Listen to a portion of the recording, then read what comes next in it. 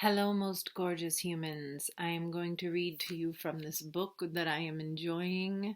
I'm going to read you the preface, which covers topics including the practice of tantra and the metaphysical perspective of um, physical illness and disembodied spirits and the consciousness of disease.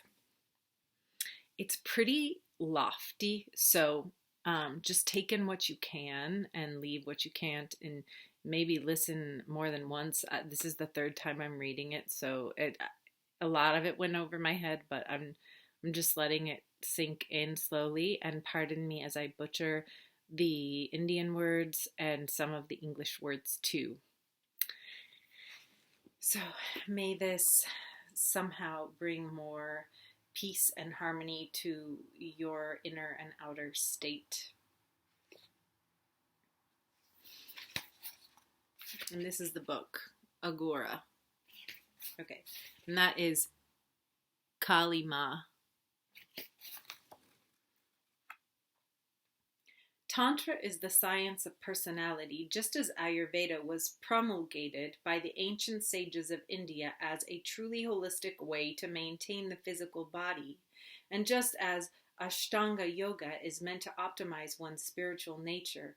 Tantra is a mental science, a metapsychology, a method for exploring the mind and developing the range of one's perceptions. It is said that the state of undifferentiated unity is the only absolute reality, and that the cosmos possesses only a relative reality because it is not permanent and unchanging. The universe possesses all possible qualities and attributes, and each being within the universe possesses a limited number of qualities and attributes. Personality itself is the self-identification of the ego with a set of attributes. All beings possess egos, and therefore all beings have personalities. The cosmos herself possesses the ultimate personality, the supreme expression of the totality of manifested existence, Adi Shakti or Adya. To state that humans, animals, trees, and flowers possess their own individualities and idiosyncrasies is less apt to induce controversy than to assert that even beings which are disembodied or which are embodied but are less individualized than we are also possess personality. The issue of disease is a good example. Diseases are beings with parasitical intentions. Some have collective bodies, like worms, bacteria, or viruses, just as bees and ants show signs of collective consciousnesses. Other diseases, bereft of their own bodies, arise within organ systems of some animals or plant due to metabolic malfunctions. When the intruding personality differs significantly in sophistication of organization from its host, physical disease is likely, for the attacker's ego will be physical disease is likely, for then the attacker's ego will be insufficiently developed to assume control of all essential physiological functions. Conversely, when the spirit of a dead human enters the body of a living human, it will feel right at home, and the disease will display predominantly mental symptoms such as altered values and habit patterns. Whatever the intruder, cure is the expelling of the alien and return of the normal personality. And the individual's immunity exists on the physical level in white blood cells and in antibodies, and on the mental level in the degree of personality integration. The cause of immunity is the ego's power of self-identifying with body and mind. The word ego is used here not in a Freudian sense, but as an indicator for the force of individual identity in the organism. The stronger the self-identification, the greater the immunity to attack from another personality, which might usurp some area of the ego's domination. Every cell is ceaselessly remembered by the ego as being part of its organism. When the organism dies, the cells are free, in the absence of the ego's grip, to go their separate ways. If a cell rebels against the ego's domination and seeks to proliferate itself into a new personality, the result is a cancer. Be the predator, external or internal, disease is its onslaught on one's personality. According to Tantra, everyone is ill who is doomed to live with a limited personality. Only those who go beyond time, space, and causation to become immortal can be said to be truly in harmony with the cosmos and therefore truly healthy, since health is derived both from internal balance and from harmony with the environment. Hence, one significant area of tantric research has always been methods for prolonging one's life. In one sense, the added years are significant mainly because they indicate the degree of successful achievements of the rituals. Ayurveda is also concerned with longevity, but its approach is to strengthen the individual's innate personality. Yoga recognizes the essential impermanence of the human's personality, seeks to efface it entirely to permit one to return directly to the unlimited absolute. Tantra aims to replace the limited personality with an unlimited, permanent one. An individual may fail to become eternal, but may, in the course of tantric practice, accumulate sufficient energy, shakti, to obtain some extraordinary power called a siddhi. Wisely used, siddhis can accelerate one's spiritual evolution. Commercialized, siddhis bind one down more firmly to the wheel of cause and effect. One simple sort of siddhi involves the collection of some particular herb at an astrologically appropriate moment with the appropriate ritual. After further preparation, such plants can bestow super-physical powers on their users. The plant species selected is one known to have an affinity for the sort of power desired. The ritual draws that power out of the plant at the moment when it is available in the cosmos to be tapped. The herb's own personality is then overshadowed by the personality of the force drawn into it. Metals and gems are also used in tantric alchemy. Indian alchemists, like their Western counterparts, searched for the philosopher's stone, the way to turn base metal into gold. While exoterically this base metal referred to iron, bronze, brass, and copper, the esoteric reference was the transmutation of the base metal of the individual's limited consciousness into the gold of enlightenment, a state of unlimited consciousness. An alternative meaning suggests the transmutation of the base metal of the body into the gold of immortality via the touchstone of Amrita, the elixir of life. It is said that the herbal-based preparations can prolong one's life for 400 to 500 years, but that through the use of mercury there is no end to how long one can live. Mercury is regarded as the ultimate metal because it is the sole element which can be brought to life. Repeated herbal applications and treatments with the fire bring the mercury to life. It is then treated like a child. Its appetite is awakened and it is fed. At an appropriate point, it is sacrificed. The personality thus created is thereupon liberated to display its attributes, and with its assistance, one can create gold, fly in the air, or live eternally. Or rather, the new personality can take over one's body and live eternally through it. Mercury, which is less efficiently prepared, cannot bestow immortality, but can cure disease and increase longevity. Insoluble preparations of mercury and sulfur are widely used in Ayurvedic medicine. Such compounds are byproducts of alchemical experimentation. Immortality is a desirable goal in the context of the Indian belief of reincarnation. If one has a long list of karmic connections to be lived through, it is infinitely more convenient to live through them all in one lifetime rather than be forced to endure rebirth again and again. Herbs and minerals are only two methods for achieving immortality, however. Another method is practiced by Agoris, tantrics, who have superseded all ritual limitations.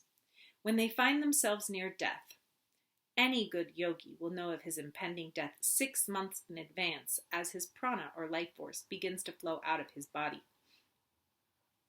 Agoris deliberately leave their bodies and enter the body of corpses, taking them over and making them live for as long as they please until they decide to change bodies again. Most dead personalities cannot move about so freely on their own, and some tantrics worship in graveyards and charnel grounds simply to catch hold of human spirits to force them to perform work. This is also a sort of siddhi. The sort of work possible depends on the power of the captured personality. This method produces quick results but is dangerous, for a minor error in ritual may result in insanity, death, or worse. The ethereal beings who never took human form can also be bound by tantra and their tremendous power harnessed. The most puissant are the deities, personifications of the various cosmic forces. The ultimate siddhi is control of Adya, the personification of the entire cosmos. Essential to the production of any siddhi are mantra, yantra, and tantra. In the journey towards siddhi, mantra is the energy which moves your vehicle, the yantra. According to the roadmap, tantra. In an industrial analogy, the finished product, siddhi, emerges when a raw material, mantra, is fed into the milling machines, yantra, according to a fixed process, tantra. Mantra is a collection of sounds. When produced, their vibrations produce energy to the yantra. Sound appears on the electromagnetic spectrum as one variant of energy which can be manipulated by the tantric. There are 3 main types of mantra. Descriptive.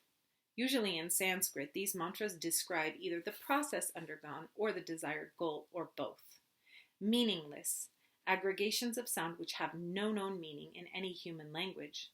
Bijas, individualized nasalized syllables. Bija means seed, and these seed sounds produce fruit according to the Bijavrksha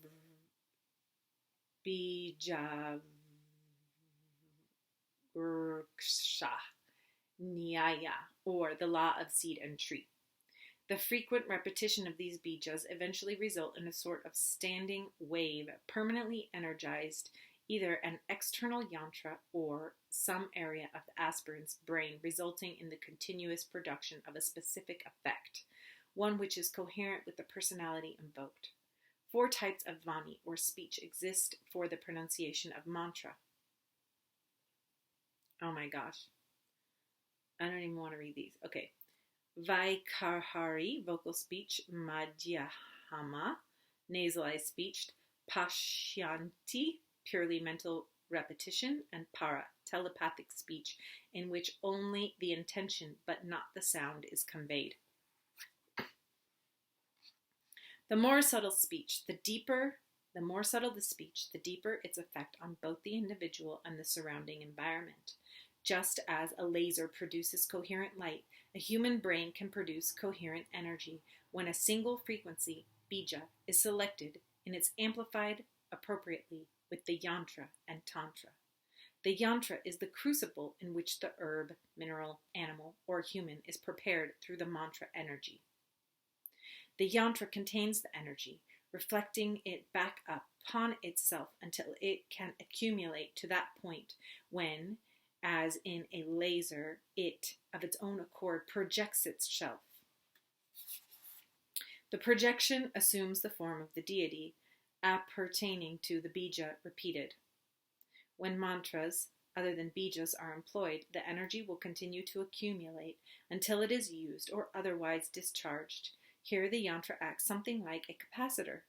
Yantras are frequently diagrams on birch bark, crystals, or copper plates, or they can be drawn with powder or sand. Images may be used as yantras, but the best yantra is said to be the human body.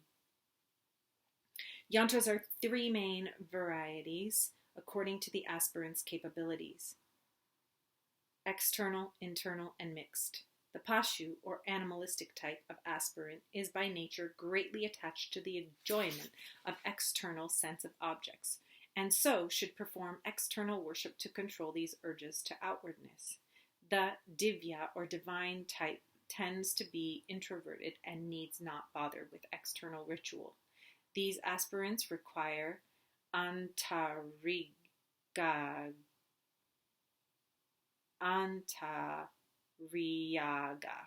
internal sacrificial rites. The Vira, or heroic type, can perform both external and internal worship competently with thorough attention to detail. Everyday life becomes a sacrificial rite for a Vira, who, with each act, an act of worship, hidden at all times from the casual observer. For a Vira, the entire world is a graveyard filled with the dead. A true tantric regards every human being, including himself, as already dead, since the fact of birth makes death inevitable. For a tantric, and even more so for an Agora I, the entire world is his playground and his temple. Still, rituals which make use of literal corpses and skulls are available for those who wish to get quick results. Such practices are part of the Vama Marga, the left-handed path, which is the violent counterpart of the Dakshina Marga, or the right-handed path. Dakshina Marga is meant for those who seek steady progress with reduced danger of setbacks. The Vama Marga is described as the fast, terrible, and intense. On this path, the chances for catastrophe are great unless the powerful guru's protection is provided. The sexual rituals which have made Tantra notorious are a part of the Vama Marga. The ritual in which sex appears, which is known as Pancha Amakara, is actually of three types depending again upon the class of the celebrant. And in only one type does actual sexual intercourse occur. That version is meant only for tamasic people. Tamas meaning mental inertia or dullness. The intensity of the 5 panchas, articles of worship, meat, fish, parched grain, wine, and sex, overwhelms the dullness of the mind with stimulation. If the aspirant has been properly prepared, this increased mental energy can assist his or her spiritual evolution. An ill-prepared aspirant will be overcome by the stimulation and will descend into debauchery. Rajasic people, rajas means mental activity, have active minds which must be properly channeled.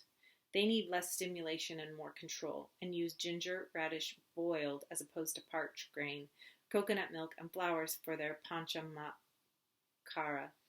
Sattvic people naturally enjoy ample sattva, balance of mind and alertness, and do not require external aids to worship. They utilize the meat of silence, the fish of breath control, the grain of concentration techniques, and the wine of God intoxication, the coitus of one's own ego with the Absolute. The Sanskrit terminology used to describe the Panchamakara hides this meaning beneath its exterior.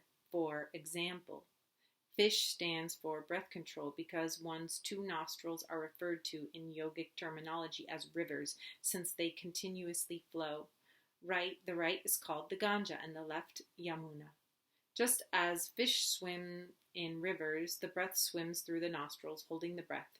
Kevala Kumbhaka is equivalent to eating the fish. Panchamakras is only one of the many tantric rituals, but it illustrates a fundamental tantric concept. Bhuta Shuddhi, the physical universe, is a permutation of the 5 great elements: earth, water, air, fire, and ether, equivalently, respectively, to the solid, liquid, and gaseous states of matter, heat, which transforms matter from one state to another, and the field in which all activity takes place. To achieve universal harmony, these 5 elements must be harmonized. Panchamakara is a fast, intense way to do this. Meat stands for earth, fish for water, wine for fire, grain for air, and sex for ether. When one reaches the stage of balance in which these inputs cause no disequilibrium of consciousness or metabolism, it is much less likely than any other fluctuation in the 5 elements will cause disharmony, and a state of health has been reached. Since health is balance and disease imbalance, this health is infinitely more permanent than ordinary health. To deal only with the 5 elements, though essential in every tantric sadhana, would be too mechanistic, and tantric authorities advocate personification in accompaniment, rather than to seek to extirpate their emotions entirely as yogic practitioners do. Tantrics magnify their emotions and transfer them entirely to a deity, a personified cosmic force. All aspirants' natural propensities can spend themselves in this devotee-deity relationship, avoiding suppression of any desires which might erupt later to disrupt the harmony. Thus, Tantra insists there is no mukti, freedom from delusion, without bhukti, enjoyment. Enjoyment refers to the acceptance of all phenomena which may occur to an individual, be they good, enjoyable, or bad, painful. The aspirant relies on the magnanimity of nature, personified as the deity, to protect and provide. Yoga and Vedanta aim directly at mukti, which was appropriate in earlier ages when the mundane world was less demanding. Tantra is more practical for today's world. Ayurveda is meant for those who desire only bhukti, or unrestricted sensory enjoyments. It was promulgated as a separate doctrine because many today cannot comprehend health's spiritual aspects. The doctrine of Kundalini and the chakras is associated with that of the 5 great elements. When the elements have become thoroughly purified in an individual, then the Kundalini Shakti, a goddess in her own right, has a free path upwards through the chakras to meet and mate with her Shiva in the brain. Each of the 5 lower chakras is a seat of the subtle form of one element, and only when they are purified and harmonized can the Kundalini free herself from the grasp. Herbs can be used to assist in this process, as can mercury. Even disembodied spirits can be useful, since they churn the nervous system to the high pitch necessary to withstand the tremendous might of Kundalini, who is the individual equivalent to the cosmic Ajna. Each aspirant's perception of Kundalini will differ according to their innate emotional makeup, and therefore many forms of the goddess are available for worship. Whatever the form, the aspirant must interact with Kundalini on a personal basis. Some treat her as sister, some as friend, advisor, or wife. A few regard her as a 16-year-old daughter, and the Agoris treat her as a servant. But my teacher, Vimalananda, opined that it is best to treat her as a mother. In her aspect as Adya, she is mother of all worlds and all beings. We emerge from her, exist in her, and eventually dissolve into her again. Moreover, a friend may fail you, a wife may quarrel with you, a servant might rebel against you, but your mother will never desert you. Vimalananda told me, always sit in the lap of the Divine Mother, let her do everything for you, rely on her totally, and she will never forsake you. If you try to do things on your own, you will fall and hurt yourself. Only she can take care of you. The greater your bhakti, devotional love, for her, the faster will be your progress. Bhakti is essential because she really is you. You are a minuscule part of her, and you must love yourself to make progress. Even the masculine deities are all a part of her. Whether the tantric aspirants worship a male or female deity depends on the guru, but the outcome will be the same. Kundalini will reunite with her Shiva. First, mantra, yantra, and tantra will be used to create the form of the deity in the aspirant's consciousness. Then the devotee and the deity will will be together continuously, observing their stipulated relationship, son-mother, husband-wife, or whatever. This is called tanmayata. Eventually, tadrupata occurs, in which all but a few vestiges of the devotee's original personality are eliminated, and only the deity's personality remains. For the panchamakara ritual to be successful, a couple who seeks to perform it must first perfect Shiva Lata Mudra, a practice in which all sexual desire is eliminated. The male identifies entirely with Shiva and the female with Shakti, and this attitude must be held for 3 hours at a time to ensure success. The Tantra says, Shivo Bhutva Shivam Yajet. First become Shiva, and then you will be able to worship Shiva properly. With this self-identification with the deities when this self-identification with the deities is complete, then the consumption of fish, meat, grain, wine, and the sexual act are no longer acts of indulgence, but become sacraments because of the deities themselves partake directly. The merely curious have no business dabbling in Tantra, but some so-called gurus in the West encourage their half-baked followers to do so. Such self-delusive activity reinforces the crystallization of the personality, which prevents spiritual progress. Tantric rituals are sacrificial rites.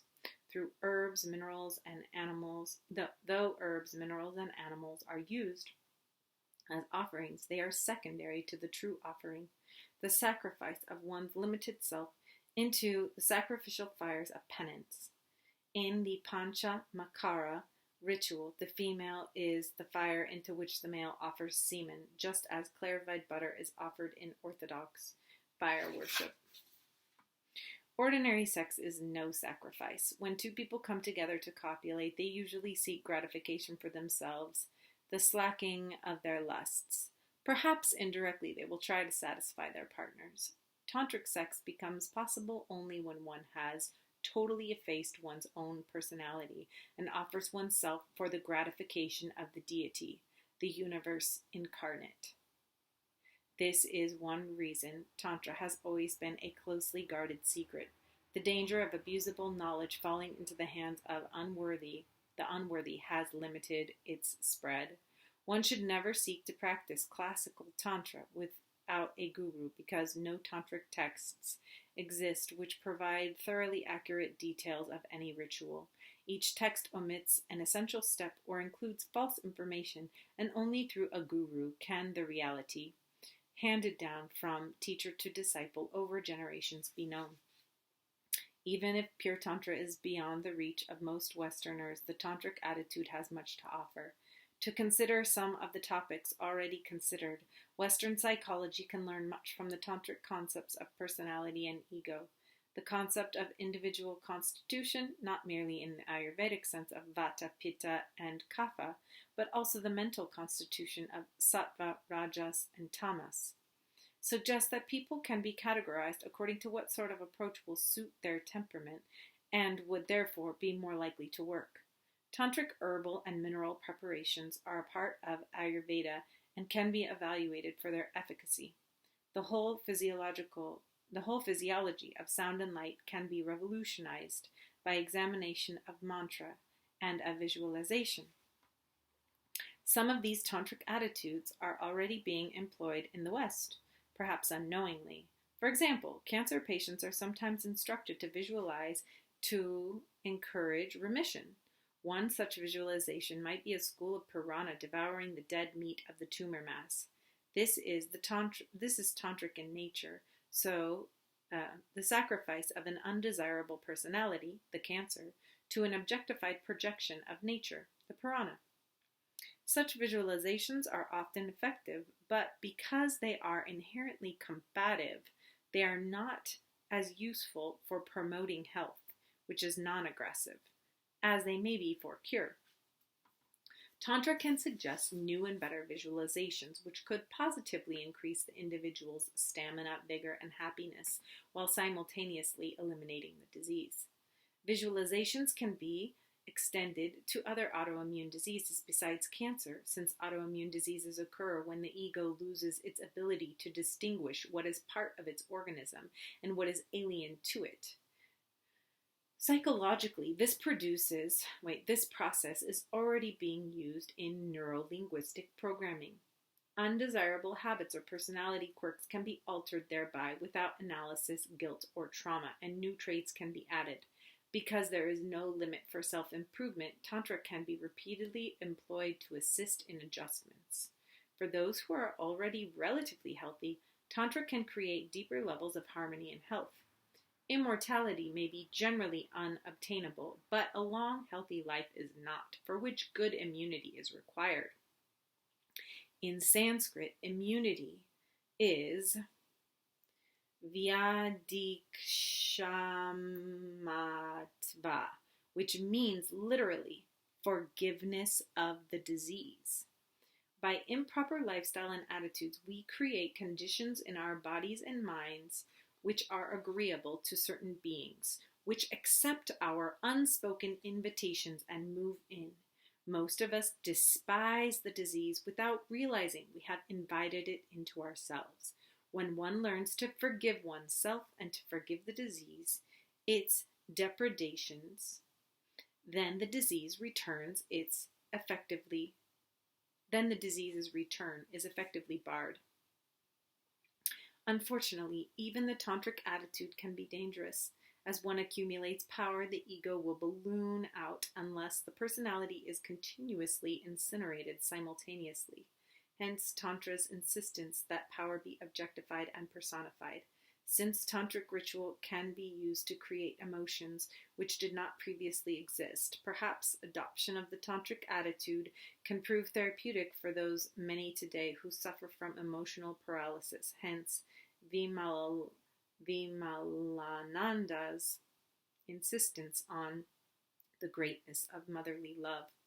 From the strictly spiritual point of view, study of true Tantra would provide Westerners a proper perspective with which to consider their own spiritual practices.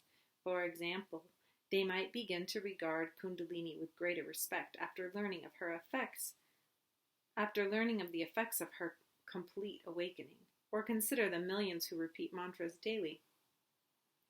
Most are ignorant of the requirements for mantra siddhi, and so will repeat the mantra sincerely for years with very little result, whereas with a little attention to tantric teachings, they could make quick progress by learning such things as the location in the vocal apparatus where the mantras should be recited along with its proper pronunciation, the process of bhuta shuddhi, and the precise practice of nyasa, which prepares the body and mind to act as a fit receptacle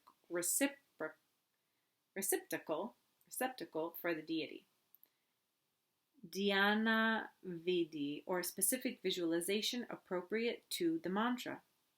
The 5 great restrictions, which are reciting the mantra daily, the same number of times, at the same place, at the same time, with the same offering, while observing strict sexual continence during whatever period is set aside for this purpose. The total number of repetitions required, which differ for each mantra. 100,000 is often cited, plus the appropriate number and variety of offerings to the 5 great elements. Though Tantra may sometimes seem hopelessly complex and impractical, one is unavoidably filled with awe at the amazing thoroughness and attention to detail which the ancient sages showed while promulgating this science. Even if it cannot be instantly commercialized or otherwise exploited in some mundane fashion, surely Tantra deserves appreciation for its very existence. The greatest benefit of the study of Tantra and the Agora is perhaps an enhanced appreciation for motherliness. The doctor who cannot take a motherly attitude towards his patients is a mere pill pusher. My teacher insisted that all males should learn motherly love. Tantra is the worship of the mother. It is the most advanced method for inculcating maternal feelings. It is undeniable that as you look to the world, so the world will look to you. If the world is your mother, and all of its inhabitants your family, there is never a need for loneliness, fear, or despair. As my teacher, Vimalananda Vimalananda observed frequently when speaking of the mother. What more does one need to do once the mother has accepted him? She will do everything without being asked. She is the being to be realized.